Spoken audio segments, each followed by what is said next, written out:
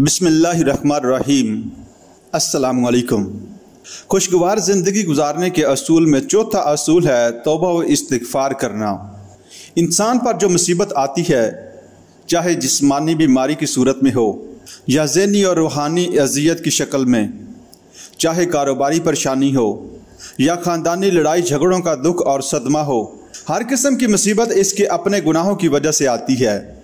इसलिए उसे इससे निजात पाने के लिए फ़ौरन सच्ची तौबा करते हुए अल्लाह ताला से माफ़ी मांगनी चाहिए, क्योंकि अल्लाह ताला तौबा करने वालों से मोहब्बत करता है और इसकी परेशानियों और मुसीबतों का अज़ाला करके उसे खुशहाल बना देता है। अल्लाह ताला का फरमान है, और तुम्हें जो मुसीबत भी आती है तुम्हारे अपने करतूतों के सबब से आती है, और वो तुम्हारे बहुत सारे गुनाहों से दरगुजर भी कर जाता है।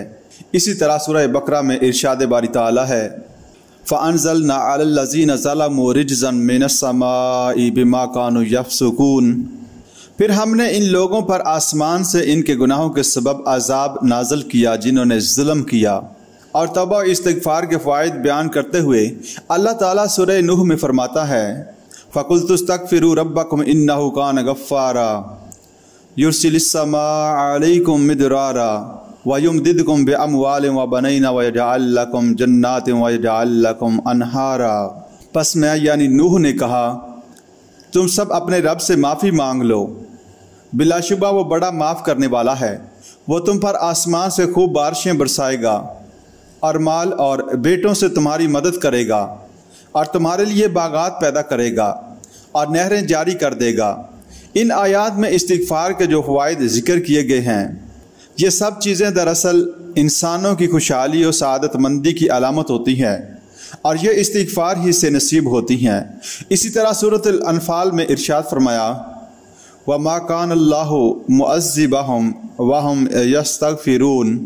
और अल्लाह ताला इन्हें इस हाल में अज़ाब नहीं देता कि वो इस्तिग़फ़ार कर रहे हों।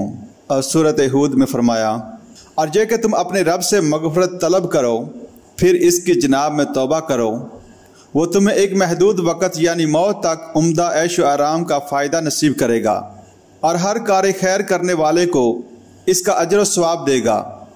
और अगर तुम मुँह फेर लोगे तो मुझे अंदेशा है कि तुम्हें बड़े दिन यानी रोज़े क़यामत के अज़ाब का सामना करना पड़ेगा।